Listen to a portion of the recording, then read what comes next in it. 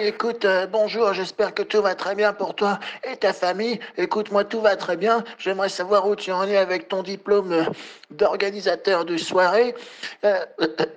Moi, ça va bien. Catherine était un petit peu malade. Elle a un peu mal au cœur en ce moment, écoute.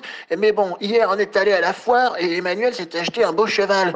Tu devrais le voir, il est marron et je crois que je vais pouvoir en faire avec lui. Il m'a dit que peut-être il m'autoriserait à en faire dans son champ. Enfin bon, voilà quoi. J'espère que tu vas bien. Tout c'était les nouvelles de mon côté.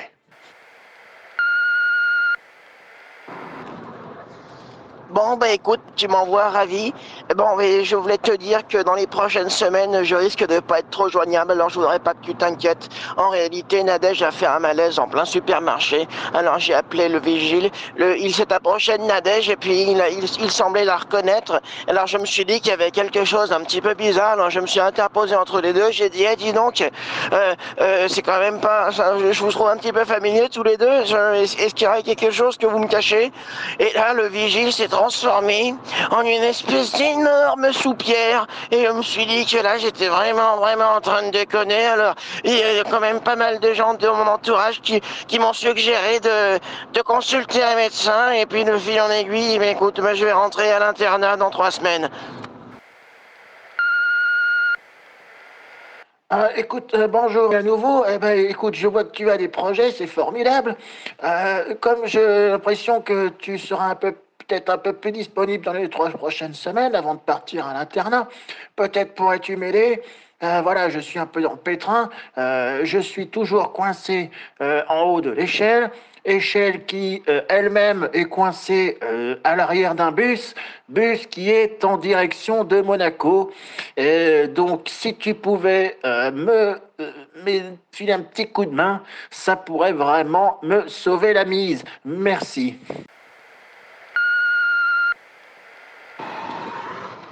Écoute, bon, ça tombe bien. Figure-toi que je sors tout juste d'un marathon dans lequel j'étais invité par mes copains, enfin mes copains, je devrais plutôt dire mes collègues, mes nouveaux collègues. Euh, donc il y a Sébastien qui avait apporté des espèces de gadgets un petit peu pour tout le monde, tu sais, des espèces d'hélices à se mettre sur la tête et puis des espèces de petites toiles de tente avec toutes sortes d'inscriptions un petit peu rigolotes dessus. Et figure-toi que il y avait un sac en plus avec plein de matériel dedans, donc il y a très certainement dedans des choses qui vont pouvoir nous aider. Alors, ce que je te propose, c'est que comme moi j'ai appris quand même j'ai quelques petites techniques, tu sais, au niveau du levage, hein, tu sais, de matériel, parce que comme j'ai quand même fait pas mal de compétitions. Alors, ce que je te propose, c'est que tu puisses me décrire un petit peu mieux le schéma dans lequel tu te trouves. C'est-à-dire que si jamais j'étais amené à sauter de façon verticale, disons, est-ce il y a quelque chose, une espèce de support sur lequel je pourrais faire renvoi d'angle afin que je puisse avoir une espèce de prise et puis enfin essayer un petit peu de gagner en efficacité, quoi. Oui, excuse-moi, je voulais te dire que je m'inquiétais un petit peu, vois-tu. Alors bon, comme tu ne me répondais pas, je me suis permis d'ouvrir ton sac à dos. Et comment je pourrais dire ça? J'ai plus ou moins trouvé ton ordonnance. Alors bon, j'ai lu, sans lire, hein, voilà. Bon, ben, je pense que j'ai pas besoin de te faire un dessin, mais bon, je pense que tu aurais pu m'en parler. Bon, voilà, écoute, si tu as besoin de quoi que ce soit, je suis là. N'hésite pas à me téléphoner, moi je serai tout à fait disposé à te répondre dans la mesure où je suis disponible. Voilà. Eh bien, écoute, passe une excellente nuit. Et j'espère beaucoup. À bientôt. Hein. Bon. Bonjour. Bon, alors merci pour ton message, premièrement. Deuxièmement, je crois que le problème d'échelle et de camion et de bus est résolu. Je me retrouve en ce moment allongé sur le bord de la route. Alors, concernant le sac à dos, si tu pouvais me le restituer, je voulais juste te dire que l'ordonnance que tu as lue, même s'il y a mon nom dessus, et pourtant Jacqueline, je dois lui apporter, grâce à ce sac à dos, lundi, lors de l'enterrement de Robert. Robert qui s'est foulé la cheville et ça s'est infecté malheureusement. Oui, bonjour à nouveau. Dis donc, Jean-Luc, qui m'avait dit qu'il m'emmènerait assurément à l'enterrement, me met un petit peu dans la panade en me disant à l'instant qu'il sera occupé et qu'il aura autre chose à faire.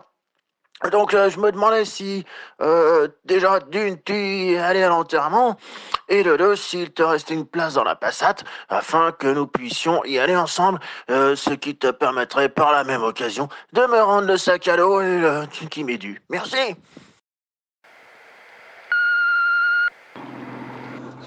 Bonjour, écoute, je reçois tes messages à l'instant, ils sont très clairs. Bon, et ça me semble tout à fait possible que tu sois actuellement allongé sur le bord de la route, c'est un classique hein, de ce genre de situation.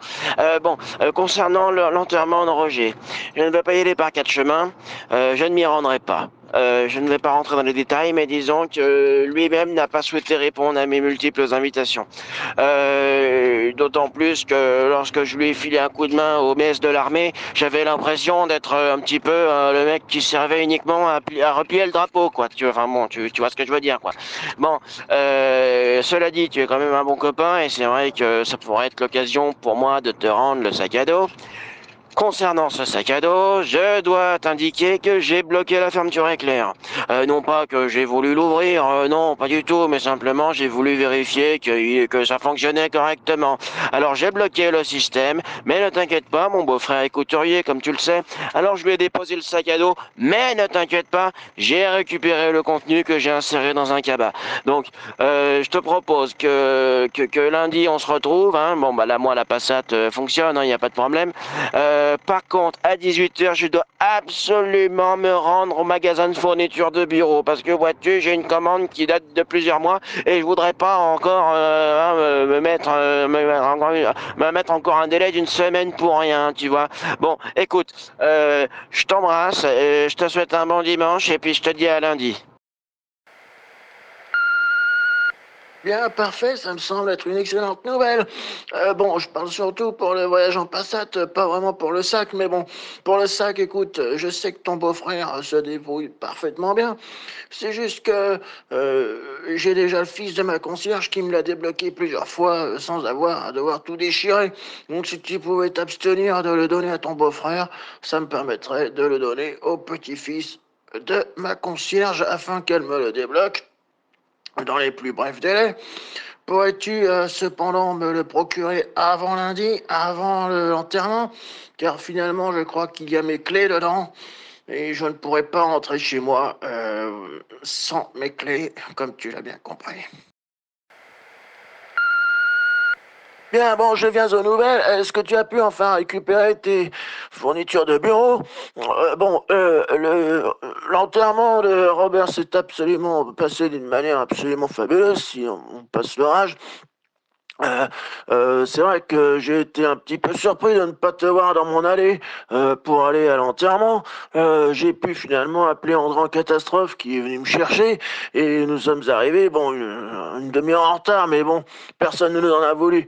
J'ai pu enfin déposer le petit mot sur le cercueil de Robert que je désirais lui laisser depuis tant d'années. Concernant le sac, c'est vrai que j'ai eu quelques problèmes pour rentrer chez moi. J'ai dû appeler un serrurier, mais c'était pas grave, j'ai pu dormir tranquillement. Je t'appelle surtout pour te dire que samedi prochain, il y a la brocante à Saint-Malo. Nous espérons y trouver la petite table basse supplémentaire que nous avons besoin pour la chambre d'amis. Si tu pouvais nous aider à la transporter pour le retour, ce serait vraiment très agréable. Merci à toi.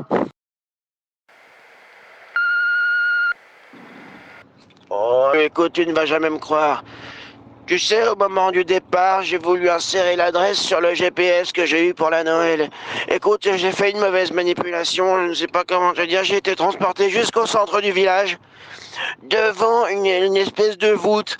Je me suis dit que c'était la voûte qu'ils avaient installée pour la fête de la musique. Que dalle! C'était en réalité un portail spatio-temporel à travers lequel je suis passé dans une autre dimension.